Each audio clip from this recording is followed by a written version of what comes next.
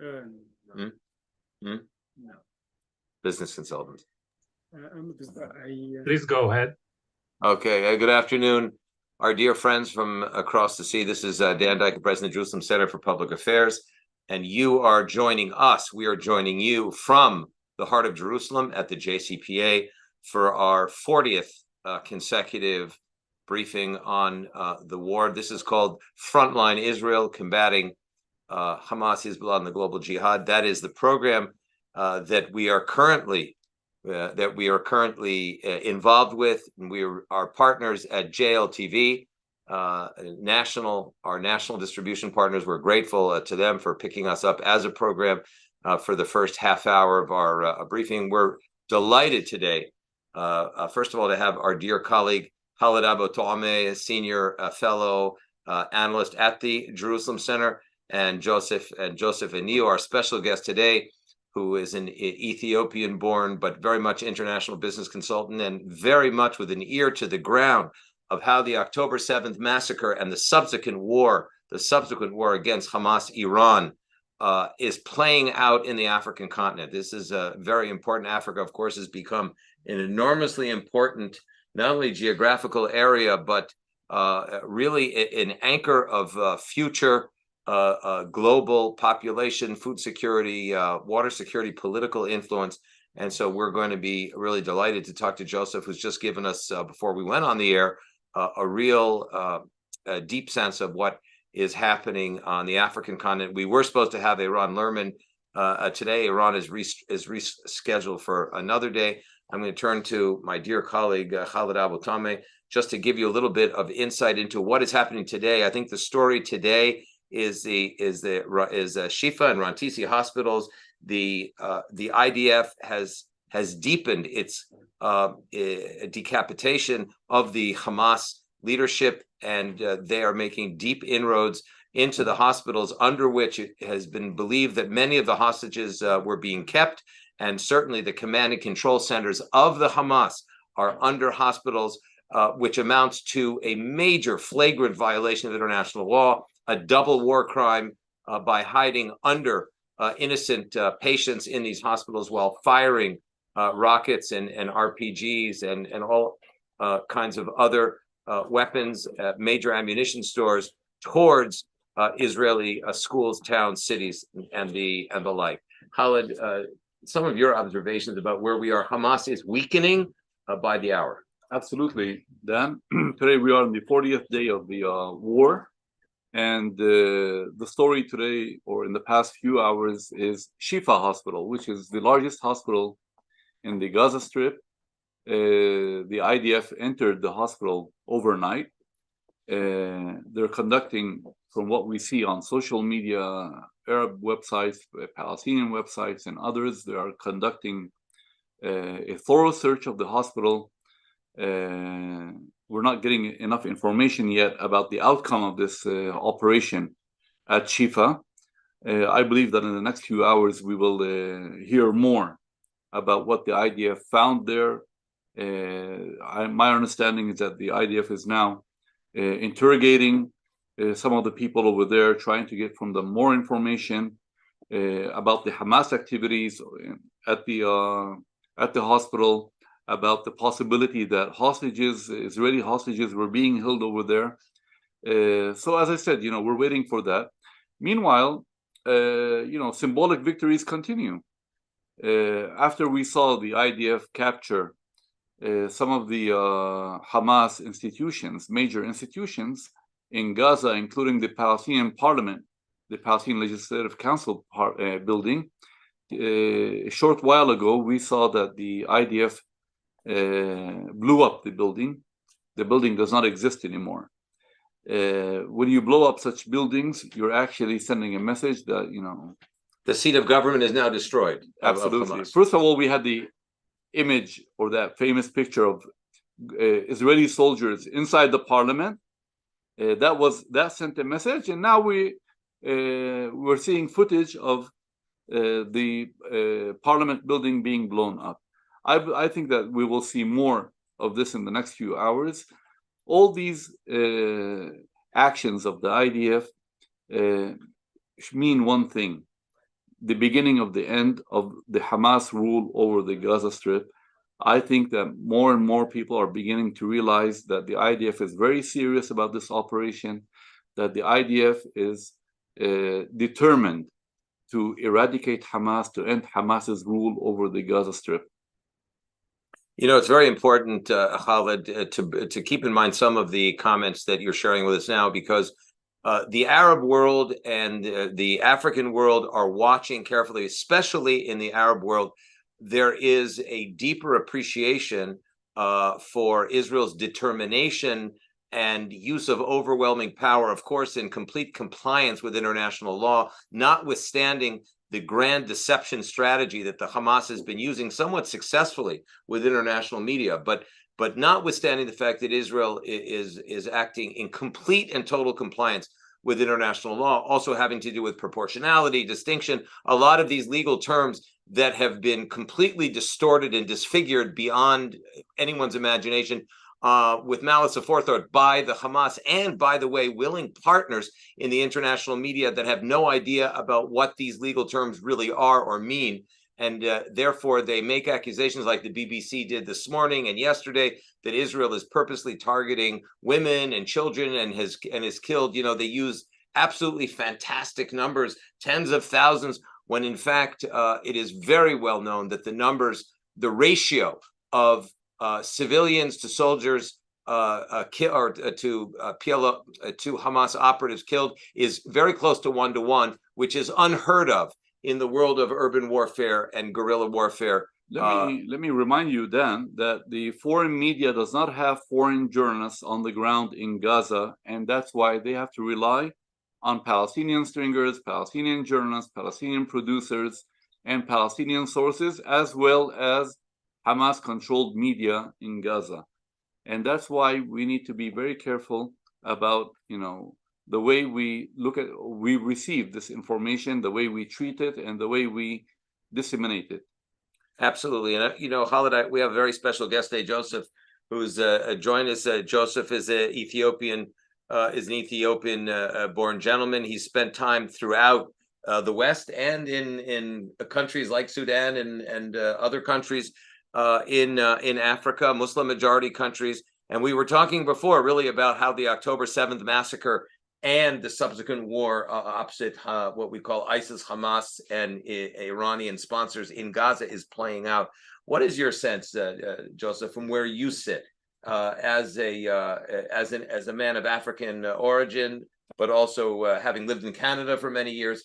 How is this affecting the African continent from what you're observing?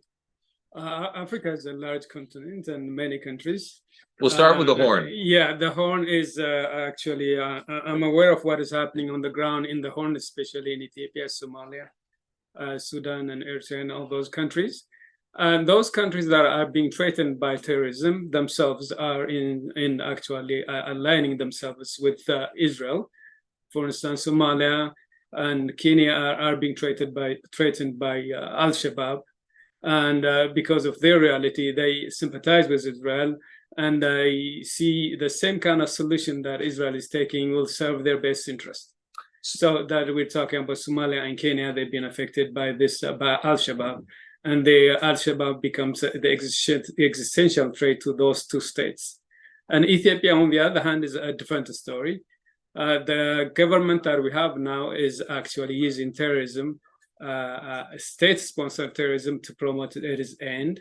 It is committing genocide against the Amhara people, displacing millions of people, maiming, committing war crimes, and they don't have any moral grounds to denounce what Hamas did. So they refuse to actually denounce what Hamas did, but at the same time, they are actually promoting anti-Israel sentiment in state media, in Ethiopia. And the Muslims are allowed to protest against Israel, but the Christians are suppressed. So you can see a huge bias. And the government of Ethiopia is actively actually promoting anti-Israel sentiment on the ground. Why? Because they're using the same ideology of violence to promote their end. They don't stand the moral ground. to say anything against it. So it's really something. So what we're hearing, Khalid, is a subjectification, a personalization by different country governments according to what their own personal experience is, whether they're being threatened by radical terror groups or not being threatened by terror groups, it determines the way they look at this particular October 7th genocidal mass murder event and the subsequent war against Iranian-controlled Hamas in Gaza. Exactly. Now take Eritrea, for instance. They have issues with Houthis because they share borders with Yemen. And Eritrea should be on the side of Israel because whatever on a balance, anything that goes against Houthis serves Eritrea's best interest. So you see that kind of sentiment, and they need to be whoever is affected by terrorism or whoever is affected by Houthis, Al-Shabaab, is in support of Israel. So you made an interesting comment before. We asked you before we went on the air. What is the answer? What can Israel do now, even in light of this acute situation opposite Hamas terror operatives in Gaza, opposite their paymasters and taskmasters in Tehran that are really operating them the way they operate the Hezbollah, the way they operate the Houthis in Yemen? And I heard your answer to be Israel should be involved on the ground in terms of development, like right now, notwithstanding the war. Well, I think if Israel has done work 30, 40 years ago, doing developmental works in Africa, supporting different states, they would have produced enough goodwill, and now they would have had many supporters in the government, in different governments. So if we want results like 20, 30 years from now, we have to start planting the seeds. Yeah, exactly. This diplomacy and developmental has been neglected. In many cases, Israel is actually involved in supporting developmental initiatives in Africa, but we don't know how to publicize it and let the world know about it. So it is about promoting, educating, and actually developmental work. And at the same time, the Palestinians are making a big effort to infiltrate Africa. Oh, definitely. There's the Wahhabi ideology being promoted by Saudis. And there are Turkey is opening high schools in many African countries, and Muslim Ethiopians and Muslims from every country are given scholarship, taken to different Middle Eastern countries and come back indoctrinated to promote a certain brand of Muslim ideology. So they have been doing work for many years. While for Israel, they for some reason they don't have any African strategy in terms of promoting Israel or countering the anti-Semitism or anti-Zionism. So and what would you suggest? What would you suggest the key points of that strategy should be? Anti-Zionism or hatred of Zionism, hatred of Israel, and anti-Semitism. How do you fight it? I think knowledge is very important. They need to know what Israel is about, and we need to share the know-how and the technology what we have in terms of agriculture and many technologies, teach people and be part of their progress and development, and give education. We have great institutions here. We can give a scholarship to people, to deserving students, or so through this, it takes many years, and we need to participate in Africa. We cannot take unless we give ahead of time. So this is what I'm suggesting. We need to have an African strategy whereby we can pursue development. It is also to the advantage of Israel, because Israel promotes agricultural technologies, and Africa is going to feed the world in the future. The population will double in the next 20, 30 years. Exactly. And in Israel, agriculture is actually being obsolete because of there's no sufficient water, there's no land, and labor is expensive. While we can take this know-how and technology and do work in Africa to produce food and feed the world. You know, the question is, Khalid, also from the point of view of our Arab allies, in across the Middle East, whether it's in the Emirates or whether it's Bahrain or whether it's even with the blessing of Saudi Arabia, Morocco, and Sudan to a certain extent. Yeah. These are all partners in Africa. Yes. And the question is, there's a position taking into account what Joseph just said, is for those partnerships to seed themselves throughout the continent. I think it's very important for Africa to strengthen its ties with Israel and for Israel to deepen its involvement in Africa, as you mentioned, the development plans and all that, because if you're not doing it, someone else will be doing it. And we see, as I mentioned earlier, that the Palestinian Authority has been very concerned about the possibility of Israel developing and strengthening its ties with some African nations over there or countries. And that's why they've been dispatching some of their envoys to these countries to try to win them over, to try to dissuade them from, forging ties with Israel. That's why I believe that, what we heard today is very important. And maybe decision makers here in Israel need to pay more attention to this issue. I think you raised an important point about the Palestinian Authority, and it's something that that Khalid and I spoke about yesterday on our joint podcast, which is called Our Middle East, Al-Shakal Al-Satlana, meaning Jews and Arabs and many other minorities being equal members of this very dangerous but opportunity-driven Middle East, which you can see on JCPA or JNS, where we have that podcast. So one of the points that you made yesterday is that the PA has really become the ambassador for disinformation about Israel. The PA has been touted, as many of our viewers and participants on this particular update know. They have been touted as a leading candidate to come and take over the whole situation in Gaza. And our view is that it's empirically shown that the Palestinian Authority is not a force for good stabilization, stability and moderation, but in fact the opposite. And they have 100 ambassadors, men and women, more than 100, even more than Israel, yes, more than Israel, around the world. And what they do in these so-called embassies is preach disinformation, grand deception, very much similar to what the Hamas is doing today in Gaza and through its international networks around the world. I would say that the Palestinian Authority is the only peace partner that behaves more like an enemy. This is the irony, and it's not new. The Palestinian Authority's rhetoric, the Palestinian Authority's actions do not indicate that it is a peace partner.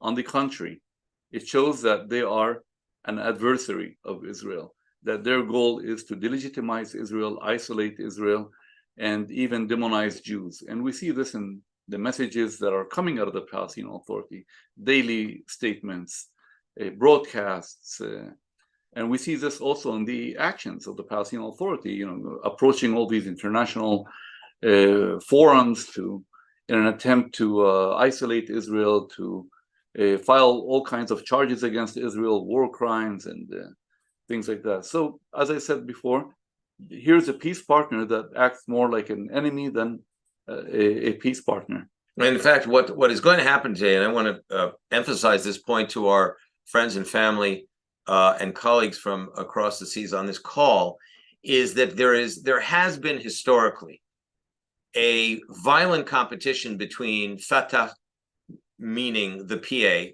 and Hamas for control and influence over the Palestinian street, and even more so the Arab street across the Middle East, and the Muslim street, frankly, throughout the African continent and in Indonesia and elsewhere. And now that the Hamas has committed a genocidal massacre against children, women, families, and has drawn Israel into the Gaza Strip and Israel, the IDF, Israel Defense Forces, on its way to collapsing the Hamas, this set chain reaction of events is going to also trigger another chain reaction, Khalid, which you've spoken about and written about for years, which is the competition for radicalism between the PA and the Hamas for control and influence over the Palestinian street. First of all, the power struggle between the Palestinian Authority and Hamas is not a power struggle over who's going to build a better economy for the Palestinians, a better future for the children, who is going to bring a better education system or anything like that, or over reforms or democracy. It's a power struggle between bad guys and bad guys. And what are they fighting over? They're fighting over power and money. That's what it's really about. We saw what happened in 2007. This power struggle reached its peak in June 2007 when Hamas woke up one morning and took over the Gaza Strip after expelling the Palestinian Authority from there. So what we have seen since 2007 is competition between the Palestinian Authority and Hamas to win the hearts and minds of Palestinians.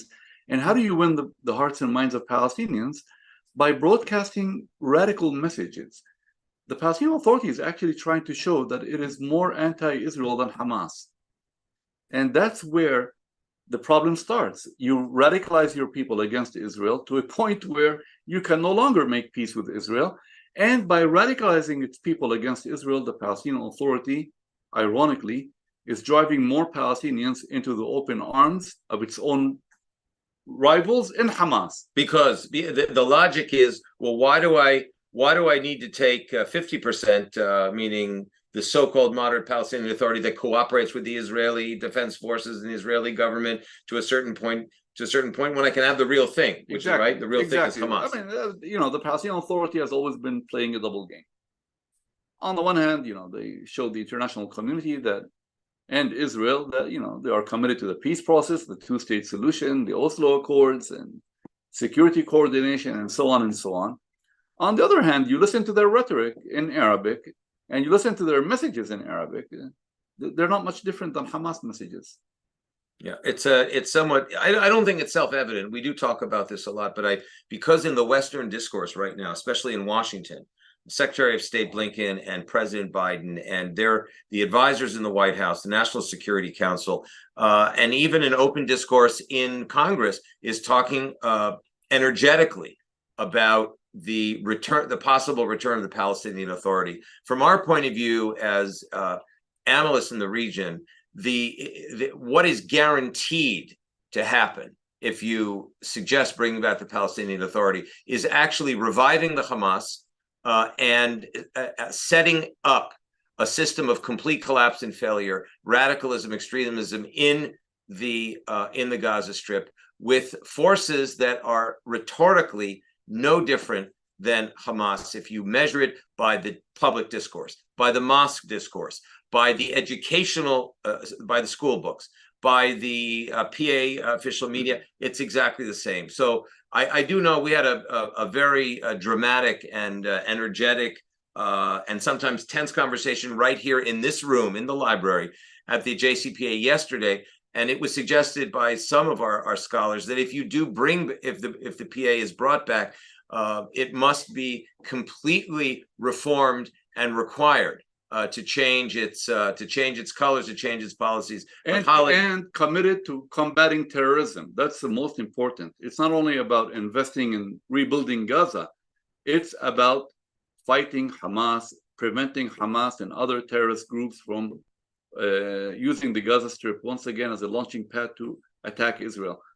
So the security issue is the most important. The Palestinian Authority, by the way, for those who don't know, is already in Gaza. The Palestinian Authority invests a lot of money in Gaza. 60% of its budget. Now it has dropped a bit because of the financial crisis, but the Palestinian Authority pays salaries in Gaza. The Palestinian Authority has ministries. The Palestinian Authority has all kinds of projects that have been running in Gaza for a long time. So the Palestinian Authority is already there. Now the question is, will you give the Palestinian Authority security control over Gaza? Now, excuse me, we've been to this movie before. Between 1994 and 2007, the Palestinian Authority did have security control over Gaza. The Palestinian Authority had more than 40, 50, or some people say even 60,000 police officers in Gaza. What did they do to stop Hamas? The day Hamas started shooting in June 2007, many of them surrendered. Most of them ran away from their headquarters, handing them over to Hamas. How many Hamas members participated in that coup that took place in 2007? According to sources in Gaza, less than 10,000 Hamas members defeated more than 60 or 55,000 Palestinian security officers. Not why? Because they did not want to fight. They did not want to, defend the Palestinian Authority. And many of them, as I said, they either surrendered and some of them even joined Hamas. By the way, they defected to Hamas. So there you have in a bottle a dramatic description of what happened in 2007, which many of us, I think, in Israel, certainly in the official levels, ignored, made peace with, and thought that we could contain a rising Hamas, a more violent Hamas. I'll just note that our viewers at this juncture, we're going to say goodbye to our JLTV viewers. They're making a half-hour program out of our update. We will continue now for the next 15 or 18 minutes. Questions are welcome. Comments are welcome. You can ask them on the chat or make comments on the chat, and we will reiterate either by name or not by name according to what you choose. Our dear friends and colleagues from across the seas, your observations as well as we continue now to this our next segment. So Joseph, what we're saying really is that October 7th and moving after October 7th, it does not necessarily affect Israel's effectiveness on the continent. In other words, it doesn't necessarily throw off potential plans for development, for I would say applied diplomacy in the Horn and even in sub-Saharan Africa.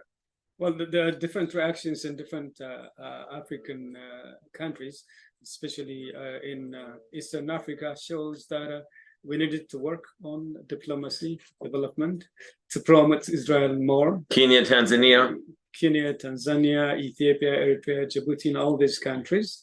Israel needs to be involved in promoting security in regions. For instance, it has a unique experience in fighting terrorism, so it can help Somalia government to fight against Al-Shabaab. It can help Eritrea to fight against Houthis in Yemen. So it can get involved in promoting actual security and also fighting against terrorism. And also, if we need in the future friends in Africa, we need to get involved in development of different countries, in educating their people, getting involved. It pays back because Israel promotes and sells technologies, agricultural technologies. So if we actually put the groundwork now, we can benefit economically even from that. What is the effect of the South African government on the Horn? I know the South African government has been explicitly pro-Hamas, pro-massacre. They call it pro-Palestinian, but extremely anti-Israel. Very, very anti, even almost genocidal anti-Semitism. You see the signs. I would say more anti-Israel than some of the Arabs I know. Inside, yeah, in other words, in the region, even even in the West Bank. Yeah, you saw signs beginning with the Durban conference back in 2001, 9 days before the Osama bin Laden brought down the Twin Towers and killed several thousand Americans. You saw signs called Hitler was right, signs promoting Nazism. So in South Africa, there really is a tradition of genocidal anti-Semitism. And Joseph, how does that affect, or does it affect, the discourse in the Horn, for example? South Africa is economically advanced, technologically advanced, related to many African countries. It is bound to influence policies of other African countries, especially in the absence of any counter work on our side, on Israel's side. They can achieve, cover many grounds. That's why I say that we need to start to work. Yeah, it has to the message is clear. Yeah, the message is clear. Sort of a ground up. You're basically saying, if I understand you, a ground up approach by Israel immediately will make a big difference. Doesn't matter terrorism here, no terrorism here. Israel has to show itself and develop on the ground. Exactly.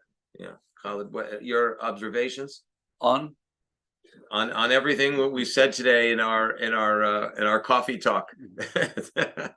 Well, I mean, we're still waiting. I mean, we're following what's happening in Gaza. I think that's a story. What is encouraging, meanwhile, is that the northern front is relatively quiet after a few days of escalation. I don't think anyone really knows, where we are headed right now. we're waiting for the IDF to announce later today the results of the raid on El Shifa hospital in Gaza. I think that will be a major story. We need to watch very carefully. What worries me in the meantime is that, we haven't seen any of the hostages yet. We need to keep reminding people that there are more than 240 Israeli women, children, and the elderly who are being held in Gaza, including a woman who gave birth in captivity yesterday or the day before. Yes. I mean, this is this has become a major story. We're seeing that the families of and the relatives of the hostages are now, escalating their campaign to try and raise, awareness to this. We haven't seen the Red Cross visit any of them yet. There's no sign. There are all these rumors about a possible prisoner exchange between Israel and Hamas, but none of this is confirmed yet. So we're talking about a lot of information that has to be verified and that remains, unclear so far. I hope that in the next day or two, or probably in the next couple of hours, we'll have a clear picture of what is happening. What is being reported today on the ground here is the possibility of a partial deal, whether it's 50 hostages that are being proposed to be released.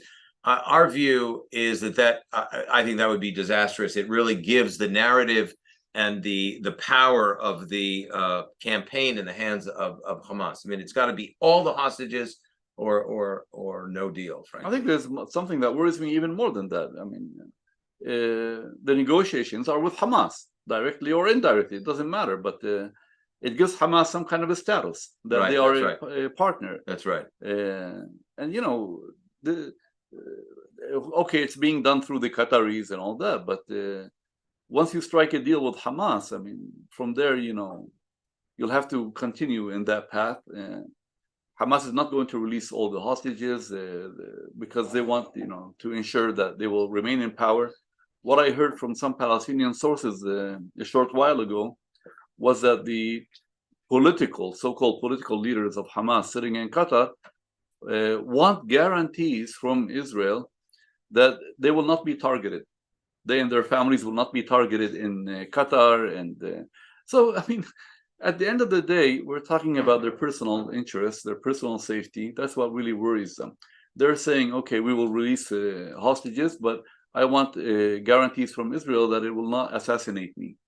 Well, Andrienne Young asked a question regarding the Gaza refugees. We're talking about hostages and the real humanitarian crisis, which is the hostages that, as you say, are being overlooked. But let's move to the other issue. There are a lot of local public Gazan refugees who have left the north. They're headed for the south under Israeli protection, by the way, and Hamas prevention.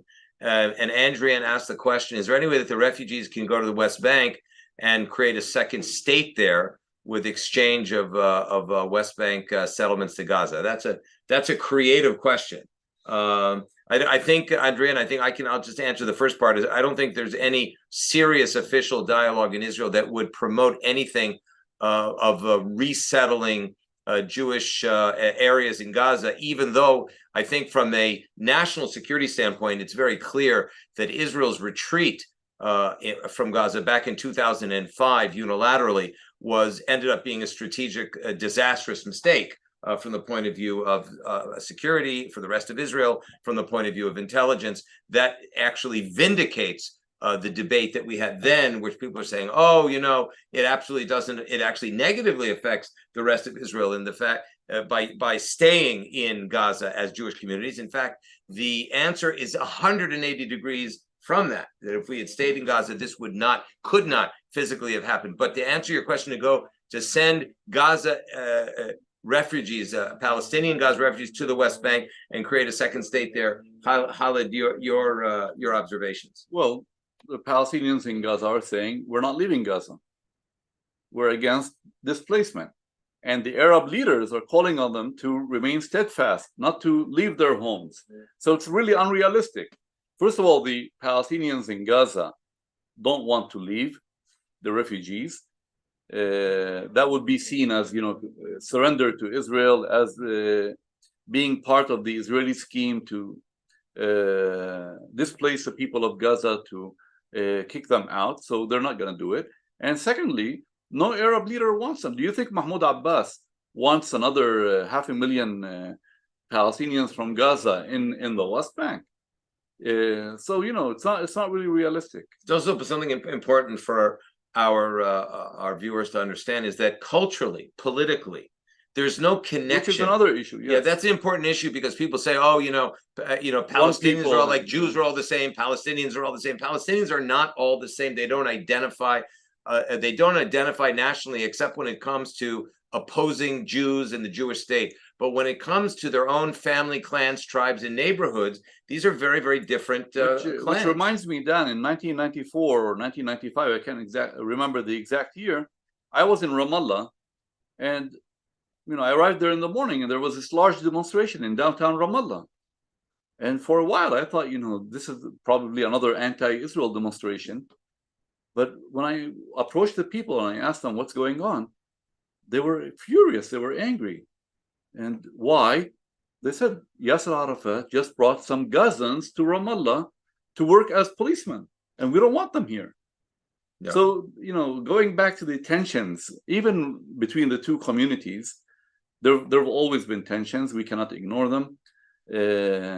Even when the West Bank and Gaza were open to each other in what I call the good old days before peace, I never saw real interaction between the people in Gaza and the people in the West Bank. They always kept a distance.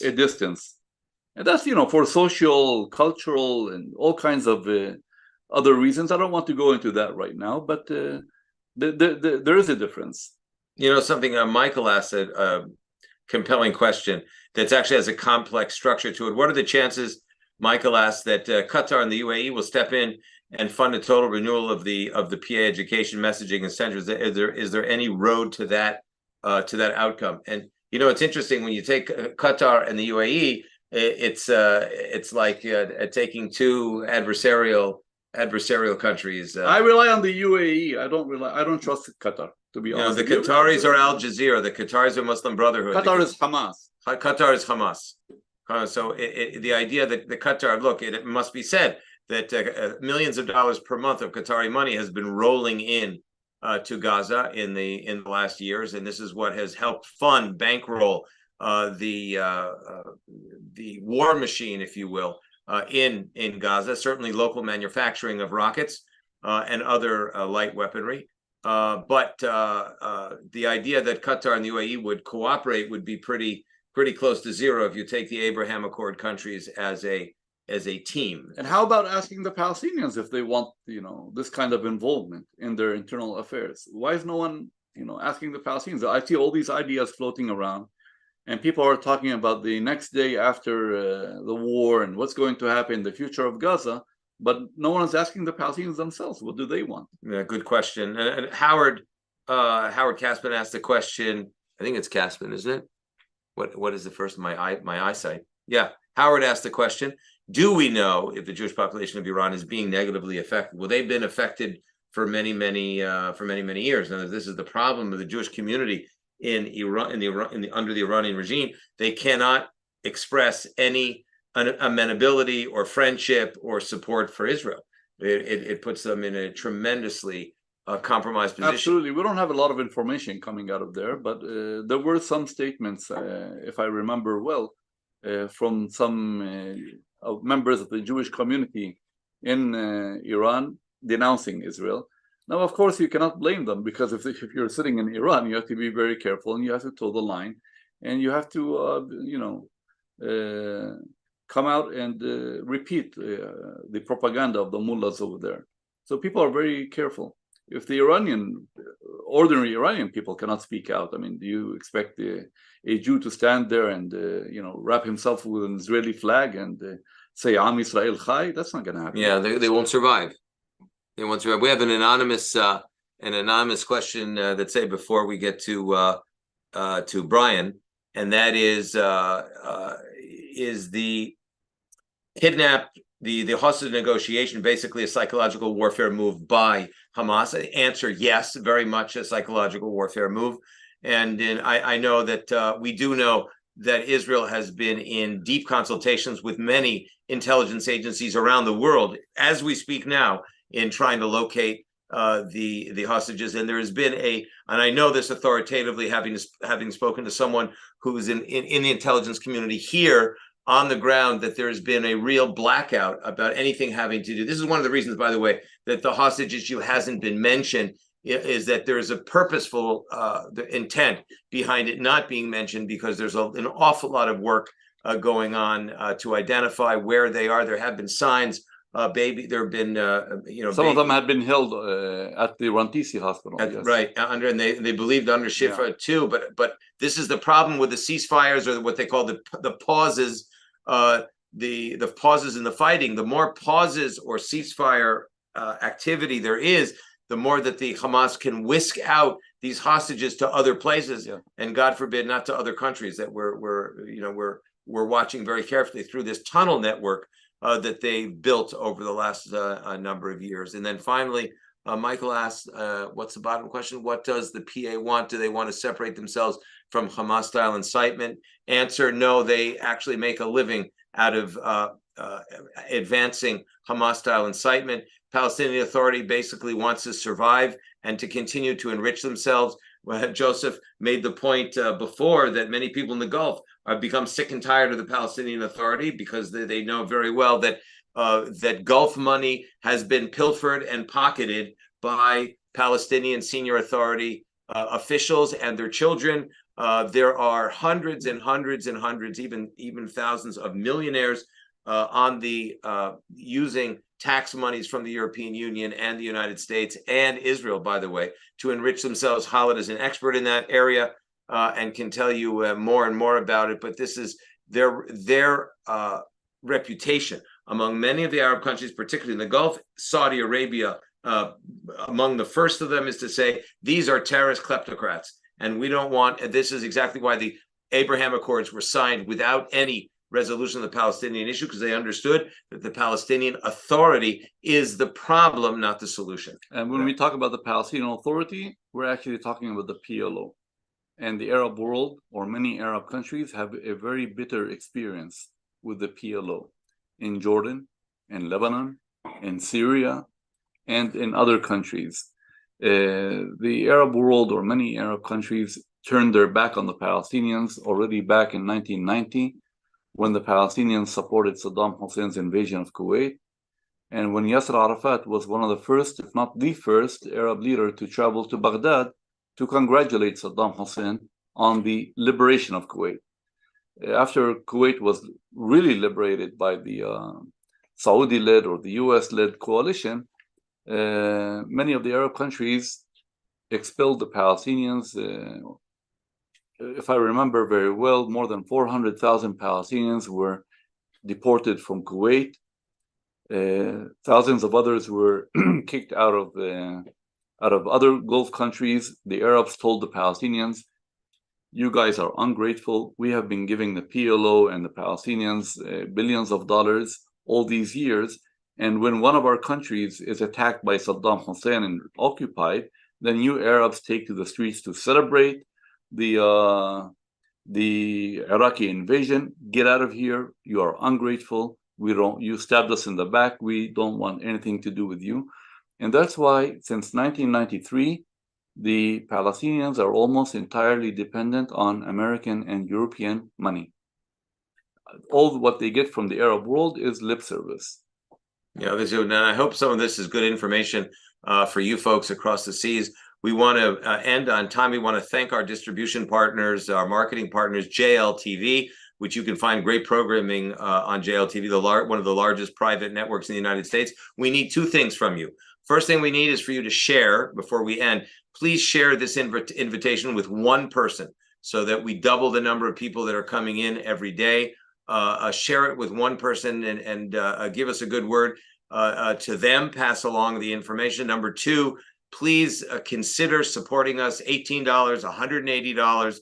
It can be one time, it can be multiple, but we really need your assistance. All of your investment goes directly into content, and it goes directly also into expanding and magnifying our effect on social media. We are in the middle of a major disinformation war, ladies and gentlemen, and we are on the front lines fighting that war. We believe with our Arab allies and our wonderful friends from the African continent, Ethiopia and the Horn, and even sub-Saharan Africa, and our Arab allies in the region, and as we're developing stronger and stronger relationships with young leaders in the Arab-Israeli community here, this is Israel, the nation state of the Jewish people, multicultural country with Jews and Arabs, Muslims, Christians, Druze, and other minorities working together to save and protect our little country in this developing, dangerous, but also opportunistic Middle East that sees us in many cases as the solution and not as the problem. And we are now in we are in a world war between the axis, really, President Bush once called the axis of evil, and it really is, led by the Iranian regime with its proxies, the Hamas, the Hezbollah, the Houthis, the other Iraqi special forces, other forces throughout the region, al-Nusra, and others in Syria, as a Syrian state proxy of Iran and a proxy of Iran, opposite Western alliance that includes Israel, that includes the United States, of course, and Europe, Eastern and Western Europe. And we really need your help to try to fight this unprecedented anti-Semitism in the West, which we are taking a lead. We'll tell you about it. You can come to our site at jcpa.org and read about it. We really need you as our distribution partners. Please send the invitation to at least one person, and we will enjoy having your comments and your questions. Come and join us in Jerusalem. We'll have a roundtable. We'll do a special Zoom briefing for you if we can bring together a number of people. We have a number of great initiatives going forward, such as the what we call the Ivy League Jihad Counter Initiative.